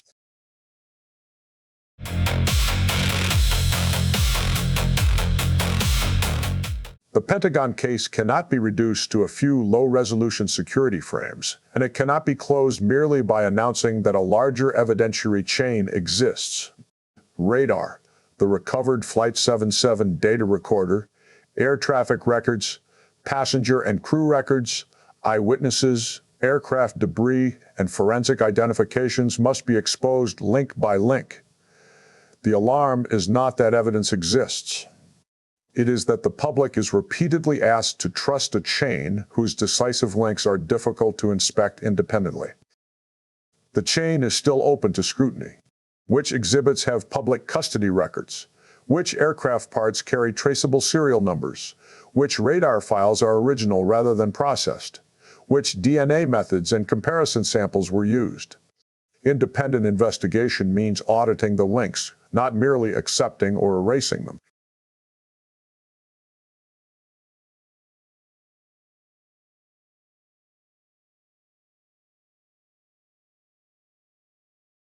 The published reconstruction shows an extraordinary near circle, about 30 degrees of descending right turn. At about 9,029, Flight 77 was near 7,000 feet and roughly 35 miles west of the Pentagon when the autopilot was disengaged. At 9,034, only a few miles from the building, the turn began. It ended near 2,000 feet and 4 miles southwest of the Pentagon, setting up a violent final acceleration toward the building's lowest level. In plan view, the terminal path draws a figure, 9 silhouette.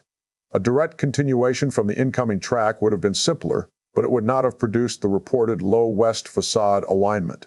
The near circle changed, heading while creating distance in which to lose altitude. That makes the maneuver more consequential, not less. Why choose a demanding descending turn instead of the most obvious straight attack, and who had the skill, rehearsal, or guidance needed to make the geometry converge on the first floor? The side elevation reconstruction also appears to show short upward excursions before several maneuver changes. Those climb bumps must be tested against the decoded recorder table rather than inferred from a smooth three-dimensional line.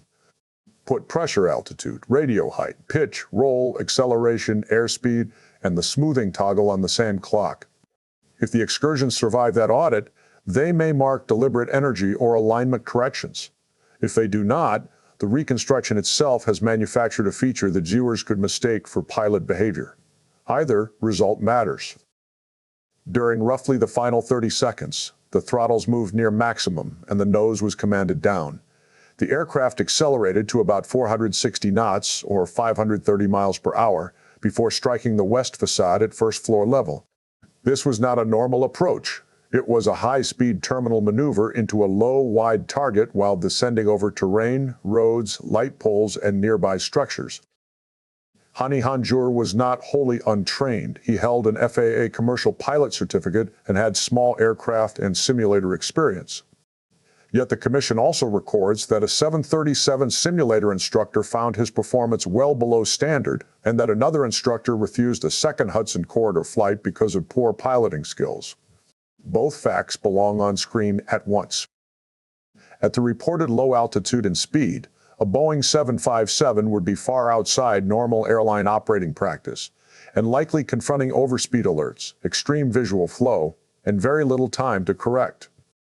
The cockpit voice recorder was too damaged to yield a usable record, so claims about exactly what warnings sounded should be checked against the aircraft manuals and recorded flight parameters, not invented dialogue. Calling the target stationary and broad does not make this profile routine.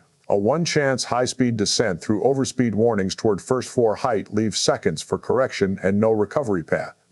The decisive experiment replaced pilots with Hanjour's documented experience into a high-fidelity 757 simulator using the published flight data profile, blind them to the desired conclusion, and record every success, failure, control trace, and crash. Until those results are public, confident assurances about difficulty are rhetoric, not measurement. Flights 11 and 175 both descended from around 30,000 feet toward adjacent towers on a clear morning. In the supplied three-dimensional reconstruction, the marked start of Flight 175's descent forms the left vertex, the marked start of Flight 11's descent forms the right vertex, and the World Trade Center marker forms the third vertex in the middle. The two flight tracks are the sloping sides. An implied line joining the two descent start markers is the base. The reconstruction also places each aircraft at a broadly comparable altitude and ground distance when its final committed approach is marked. The visual similarity is real enough to measure, but the result depends on what counts as the start of final descent. The reconstruction supplied for this film marks Flight 11 near 80,039, about 7 minutes before impact, and Flight 175 near 8,057, about 6 minutes before impact. On that definition, their starting altitudes, distances to target, and elapsed times are approximately, not exactly, the same. The NTSB PROS uses a broader boundary for Flight 11. It says a continuous descent from about 29,000 feet began near 8,037 and 30 seconds, 9 minutes and 10 seconds before impact. For Flight 175, the aircraft began descending earlier, briefly arrested that descent around 28,500 feet near 8,057, then resumed its much steeper terminal run. Measuring only the steepest segment produces roughly 5 minutes. Measuring from the first descent produces a longer interval. Both competing start markers belong on the same clock. Choosing one silently manufactures certainty. Whatever boundary is chosen within the reasonable final approach range, The operational pattern survives. Both aircraft begin their committed descents from roughly the same altitude band, at roughly the same order of distance from the target, and arrive after roughly 5 to 8 minutes. Their endpoints are adjacent towers. Seen together, the paths form a striking three-vertex geometry. Approximately the same is the relevant observation. Identical airspeed or vertical rate is not required for a common guidance concept. The triangle raises a serious mission assurance question. Was this merely the geometry two independent pilots happened to choose, or does it expose a common descent gate, a pre-selected altitude and distance envelope, program navigation cue, or external guidance doctrine? The time-stamped coordinates, top-down plot, side elevation, and both plausible start marker ranges provide the test. If the symmetry persists across those ranges, investigators are looking at an operational signature that was hiding in plain sight. Both aircraft hit separate towers with lethal precision after rapid descents. The targets were large and visible, but that alone does not answer how reliably pilots with a stated experience could reproduce these profiles under seizure, overspeed, stress, unfamiliar cockpit conditions, and a one-chance terminal run.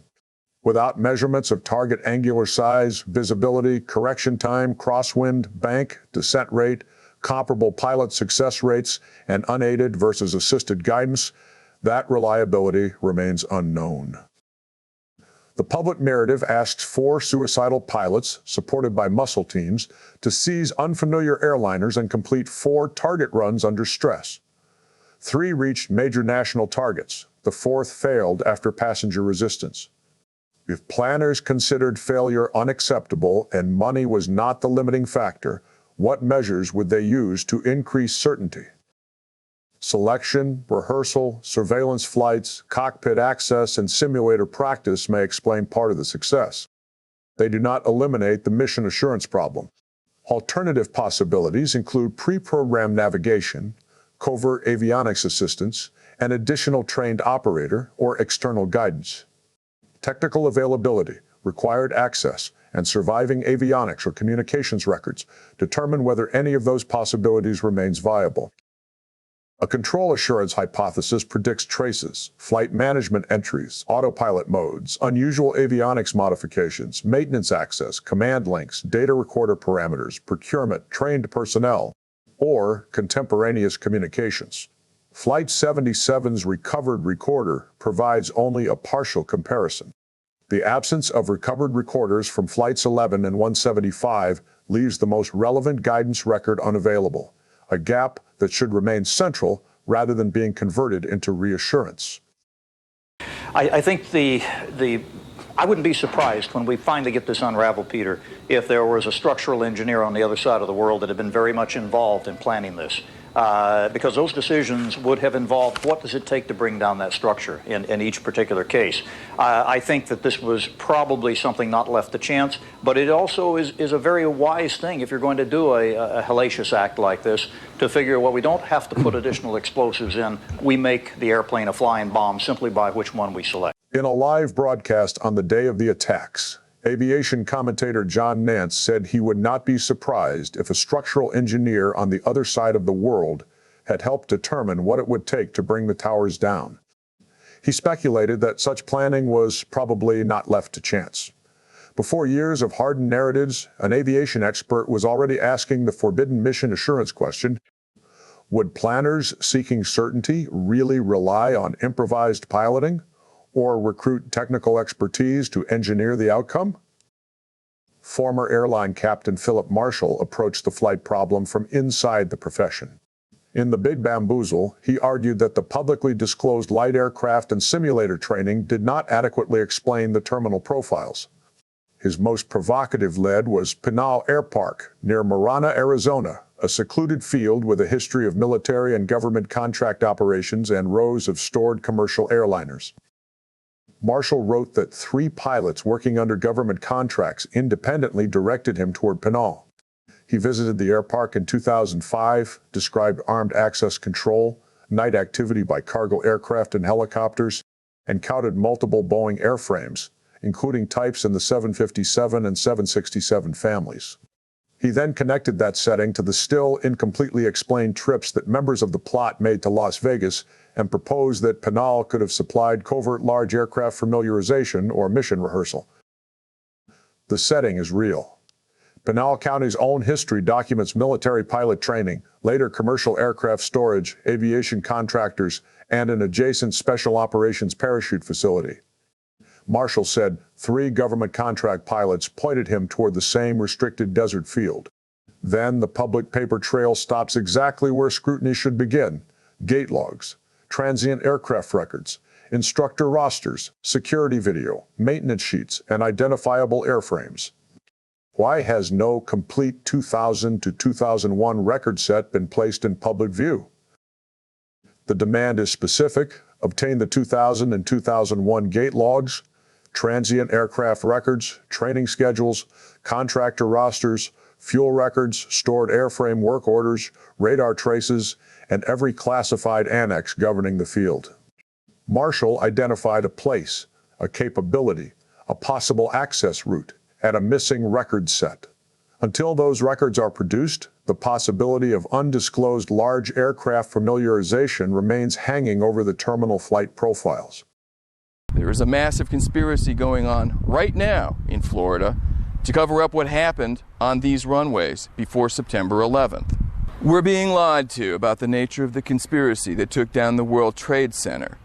In 2003, investigator Daniel Hopsicker released Mohammed Atta and the Venice Flying Circus, centered on Huffman Aviation in Venice, Florida.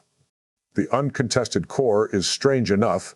Mohammed Atta and Marwan al-Sheikh walked into Rudy Deckers's school in July 2000, trained there, obtained commercial and instrument certificates, and disappeared from Huffman's stated account after settling their bills in December.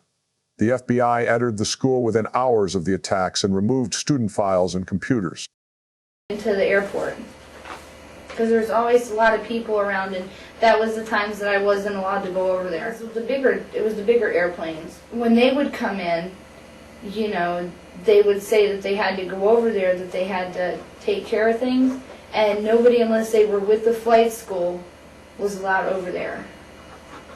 They actually had the gates chain locked and closed. That's what I don't understand. Hopsicker disputed the clean ending to that paper trail. He collected local accounts, placing a man identified as Atta around Venice and nearby North Port after December 2000, including claims by Amanda Keller that she lived with him.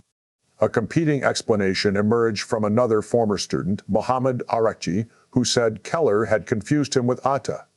Hopsicker rejected that explanation and argued that multiple witnesses recognized the hijacker rather than a substitute. This is an identity paradox. A second Mohammed could have generated a false extension of Atta's Florida timeline, or an alternative identity could have supplied a convenient explanation for activity that did not fit the published chronology. The darker possibility is operational camouflage, identity collisions, shared addresses, variant spellings, or cultivated lookalikes creating a cold paper trail while the real Atta moved elsewhere. Put the original leases, photographs, signatures, payments, telephone data, fingerprints, immigration movements, and timestamp video on one table. If the identities cannot be separated cleanly, the chronology itself becomes evidence of concealment. Deckers's later life darkens the picture. He was arrested in Houston in 2012 after accepting a suitcase containing cocaine and heroin, received a federal prison sentence, and was later convicted in the Netherlands after another cocaine smuggling arrest. Dutch reporting records that he died in the Philippines in April 2024. The man at the center of the Florida training chain later became entangled in international narcotics cases, the kind of covert, cash-heavy world in which identities, aircraft, and paperwork can become dangerously fluid. The contradictions now converge. Deckers's sworn March 2002 chronology, the FBI and immigration records, Hopsicker's eyewitness interviews, Arakchi's alternative identification, and the later criminal cases. A flight school owner at the center of the training chain later became a convicted international drug trafficker.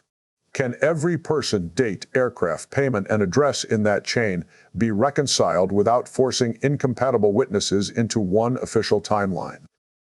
Flight 11 created the emergency. The 16.5-minute interval before Flight 175 struck meant cameras were already trained on the World Trade Center when the second aircraft arrived.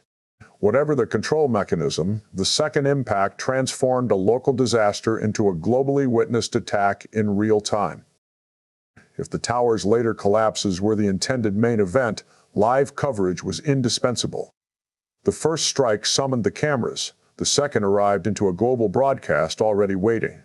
Bin Laden's December 2001 account says he expected only the impact zones and floors above to fall, yet later propaganda boasted of turning the towers on their heads. Ramzi Yousef's 1993 plot had already sought to bring the towers down, and a 1997 dramatization placed the warning, "Next time we will bring them both down," in his mouth. The convergence is too consequential to wave away as mere hindsight. Where are the contemporaneous planning records that would tell us what outcome the organizers actually expected?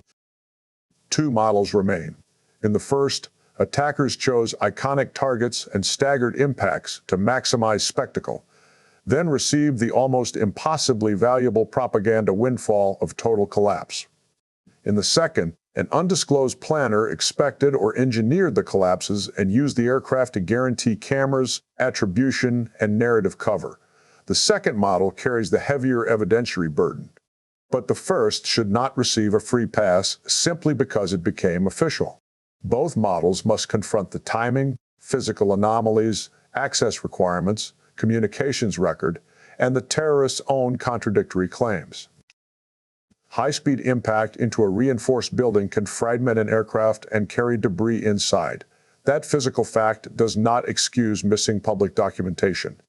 The independent question is whether the radar, recorder, damage path, wreckage, witnesses, and victim evidence converge without contradiction, and whether an alternative aircraft or control theory explains more while assuming less. The aircraft record establishes the attack's visible delivery system.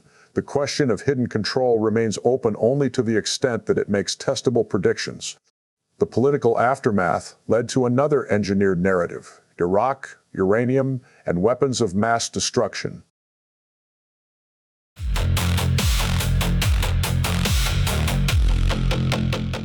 Bin Laden's nuclear ambition was not invented after 9/11. The 9/11 Commission records that his business aides pursued an offer of supposed weapons-grade uranium in Sudan.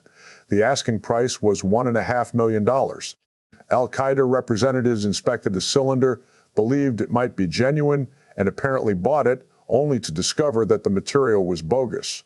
One representative explained the purpose bluntly: uranium made it easier to kill more people. That failed purchase is the clearest documented episode, not necessarily the only approach. By 1998, intelligence officials were reporting that bin Laden's associates believed he was intent on a Hiroshima. Pakistani nuclear scientists Sultan Bashiruddin Mahmud and Chaudhry Abdul Majid later acknowledged meeting bin Laden and other al-Qaeda figures in Afghanistan. Documents recovered from al-Qaeda facilities showed sustained chemical, biological, radiological, and nuclear interest. What passed through those meetings, and which technical conversations remain classified. The public evidence establishes intent, money, intermediaries, technical curiosity, and at least one fraudulent uranium transaction. A failed deal preserved in the record says nothing about approaches that were never intercepted. Trace every broker, scientist, former Soviet trafficking route, Sudanese and Pakistani contact, recovered laboratory document, and nuclear-related items seized after the fall of Afghanistan. Until that ledger is public, absence of disclosure is being mistaken for absence of acquisition. We may never be able to prove a negative from an incomplete clandestine record. The defensible conclusion is narrower and more unsettling. No verified acquisition has been made public, while the effort to acquire nuclear capability is documented. Before the towers fell, Susan Lindauer, a journalist and former congressional aide who says she worked as an unofficial intelligence backchannel on Libya, Iraq, and counterterrorism, was warning of a nightmare that combined aircraft, the World Trade Center, and a possible nuclear device. She is often called a CIA whistleblower, although she was not a publicly acknowledged CIA officer. The striking evidence is not her later label. It is what a named friend recalled under oath. Park Godfrey, a computer scientist who had been close to Lindauer in Maryland, told a federal court that she warned him away from New York when he considered work there. At Lindauer's June 17, 2008 competency hearing, Godfrey said she had predicted a massive attack in southern Manhattan. When he asked what she meant, she said it would involve airplanes and possibly a nuclear weapon, and that what had begun with the 1993 World Trade Center attack was going to return. He placed the warnings in late 2000 and the spring and summer of 2001, with heightened urgency by August. This was not a trial deciding whether Lindauer's intelligence claims were true. She had been charged with acting as an unregistered Iraqi agent while insisting her contacts were authorized back-channel work. The defense called Godfrey to show that her warnings predated both 9/11 and her arrest. The prosecutor challenged whether she had presented the warning as prophecy. Whatever its original source, Godfrey's testimony preserves the core pre-attack pattern: southern Manhattan, aircraft, the unfinished 1993 attack, and a possible nuclear element. Lindauer said the scenario developed through discussions with a handler she identified as Richard Fuiss, whom she described as CIA-connected. She later characterized the feared device as miniature and thermonuclear, said she warned family and friends away from New York, and said she contacted the Justice Department's counterterrorism office. Godfrey could corroborate what she told him, not the hidden intelligence chain behind it. Her criminal case never reached a merits trial. After competency litigation, prosecutors dismissed the charges in 2009, leaving the provenance unresolved. The warning fits a wider record. Before 9/11, intelligence reporting described al-Qaeda's determination to strike inside America and its long-standing pursuit of unconventional weapons and nuclear material.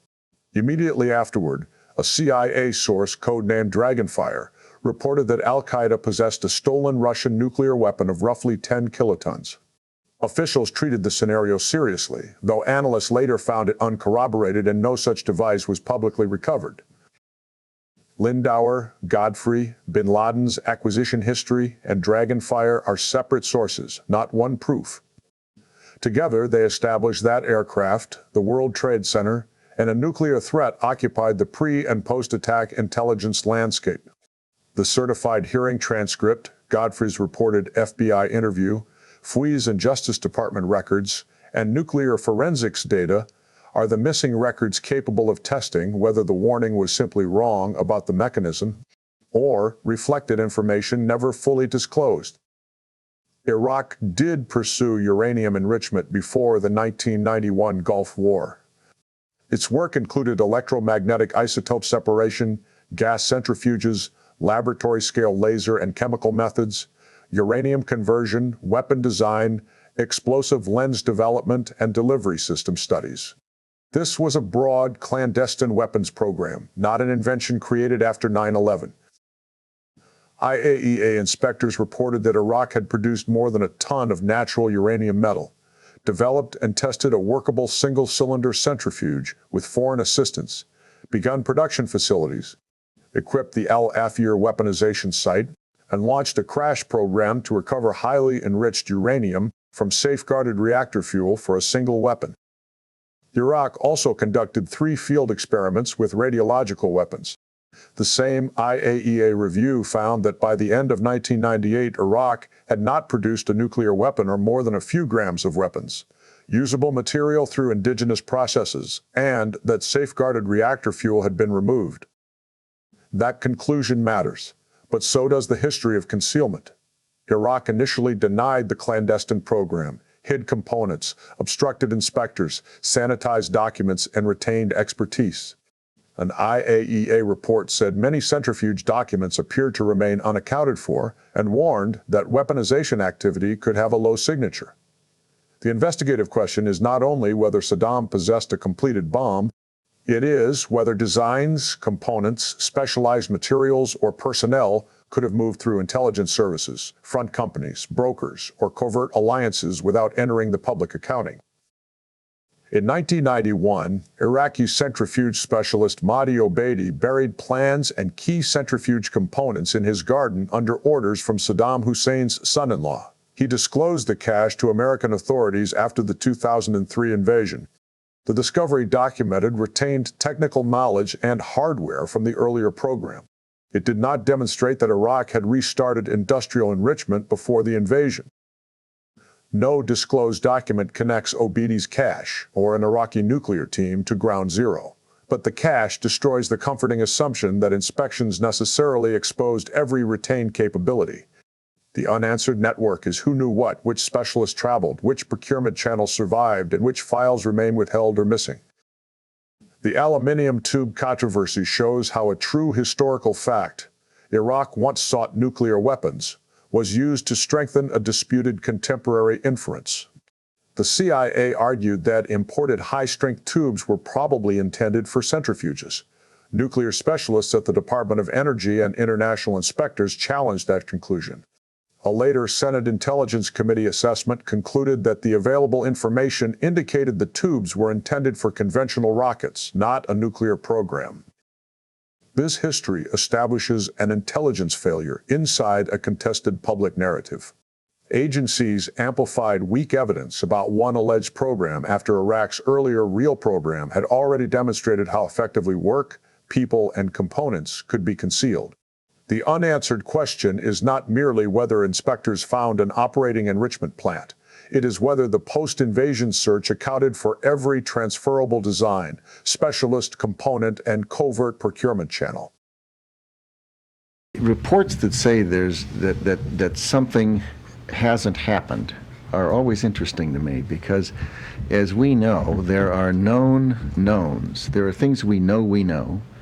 We also know there are known unknowns. That is to say, we know there are some things we do not know. But there are also unknown unknowns. The ones we don't know, we don't know. On February 12, 2002, Donald Rumsfeld gave the answer that became the defining language of the WMD era. Asked about the absence of evidence that Iraq had supplied weapons of mass destruction to terrorist groups, he divided intelligence into known knowns, known unknowns, and unknown unknowns. The things a government does not even know, it does not know. The remark was not an admission about the mechanism of 9/11. Its exact subject was the evidentiary gap linking Iraq, unconventional weapons, and terrorists. But the timing and context make it relevant. A director of Central Intelligence report covering January through June 2001 said bin Laden had pursued chemical and biological weapons since the early 1990s and had a long-standing interest in nuclear materials. On nuclear terrorism, it said there was no credible reporting that terrorists had successfully acquired a weapon or enough material to make one. Then came the crucial qualification. Gaps in reporting made the issue an ongoing concern. The same report said the loss of inspectors made Iraq's programs harder to assess, noted its history of concealment and dual-use procurement, and recorded Saddam's public exhortation to his nuclear mujahideen. This was the institutional landscape around Rumsfeld's phrase, public conclusions built over classified fragments, missing access, deception, and acknowledged gaps. There are therefore three possibilities. An independent investigation must keep separate. The government may know what destroyed the towers and have disclosed it accurately. It may believe its explanation while lacking decisive evidence about every energetic or material component. Or some evidence may be withheld because it touches classified detection systems, foreign intelligence, prohibited proliferation pathways, or a weapons technology whose disclosure officials judge damaging to national security. Rumsfeld's words do not choose among those possibilities. They provide the grammar for asking which category each piece of evidence occupies. Classification can protect genuine secrets. It can also prevent independent falsification. If a classified material, delivery system, sensor network, or foreign source warning intersected with the attack, a public investigation might receive a conclusion without the underlying data. That is the cover-up hypothesis in its strongest form. Not necessarily that every official knew a hidden mechanism, but that compartmented knowledge, institutional liability, and national security restrictions could produce an incomplete public story even while most participants repeated it sincerely. Applied to Ground Zero, known knowns include the aircraft impacts, fires, collapses, heat, dust, recovered artifacts, and recorded witness statements. Known unknowns include untested residue classes, incomplete steel provenance, unavailable detector logs, missing raw intelligence, and the limits of the simulations. Unknown unknowns are mechanisms or materials that no release test was designed to find. Those spaces cannot be filled with fantasy, but neither has the public been shown how every relevant agency searched them. Bin Laden's pursuit was real. Saddam's concealed program was real. The public case for a reconstituted Iraqi program was overstated. What remains unknown is whether any expertise or material moved through channels the published investigations never exposed. Could such technology explain any of the physical observations at Ground Zero? That proposition can now be tested against what it should have left behind.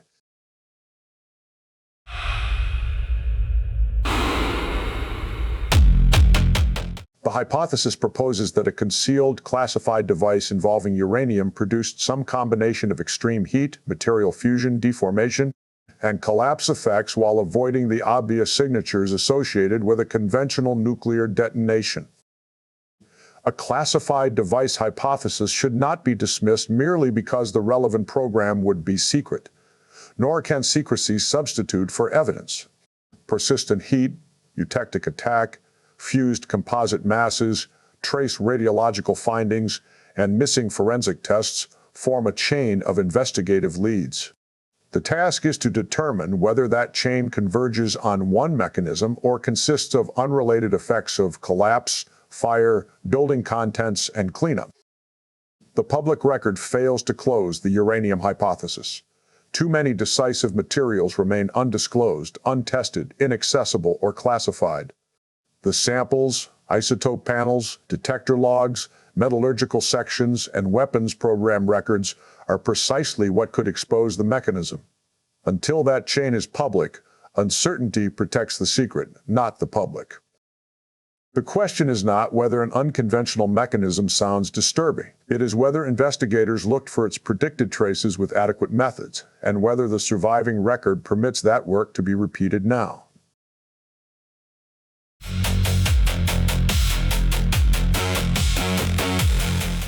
A conspiracy to attack the United States is not in doubt.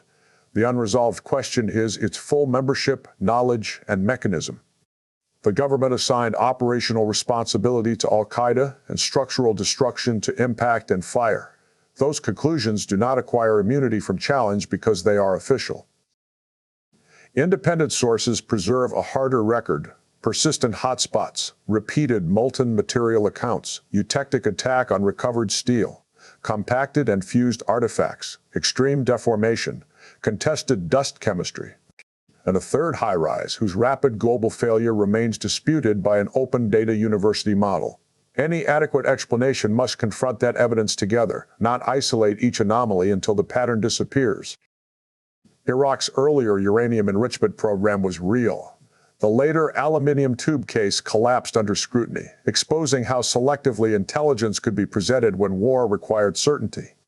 But the same secrecy that manufactured certainty also concealed capabilities, procurement trails, and classified assessments from public examination. The failure cuts both ways: what was exaggerated and what remained buried. The classified uranium weapon hypothesis remains the most dangerous unresolved possibility in this investigation. It cannot be buried by ridicule while the decisive nuclear forensic record stays fragmented. Demand the radiological, metallurgical, blast, documentary, and logistical chain. Establish what was tested, what survived, who controlled it, and what remains classified. The Kennedy assassination offers a warning about the phrase, "the official story." A conclusion presented as national closure fractured under later federal scrutiny, and the fracture never healed. In 1964, the Warren Commission concluded that Lee Harvey Oswald acted alone. 16 years after the assassination, the House Select Committee on Assassinations reached a different federal conclusion. It said acoustical evidence established a high probability that 2 gunmen fired, and that Kennedy was probably assassinated as the result of a conspiracy. The committee could not identify the other gunman or the extent of that conspiracy. That was an extraordinary revision inside the government's own record. In 1982, a National Academy of Sciences panel rejected the acoustical basis for it, and institutional certainty was manufactured again in the opposite direction. The public was left with incompatible findings from major institutions, each carrying the authority of its own process. The JFK precedent reveals a machinery of closure. A celebrated inquiry declares certainty. A later congressional investigation breaks it open. Another institution disputes the new evidence, and the decisive records remain contested for generations. Authority changes its answer while continuing to demand the same trust. The Kennedy parallel is methodological and ominous. A confident federal conclusion was later contradicted by another federal investigation, while crucial records, acoustics, witnesses, and interpretations remained disputed for generations. Institutional certainty was never the same thing as final knowledge. Why should the public assume that 9/11, burdened by lost evidence, classified systems, inaccessible records, and irreproducible analysis, escaped the same machinery of premature closure? The response must be urgent. Preserve the archive, release the underlying measurements, identify every edit and generation of every film, make the models reproducible, state which tests were never performed. Every year of delay turns missing evidence into permanent silence, and permanent silence into institutional protection. Do not outsource your conclusion to authority. Follow the evidence they preserved and the evidence they failed to test.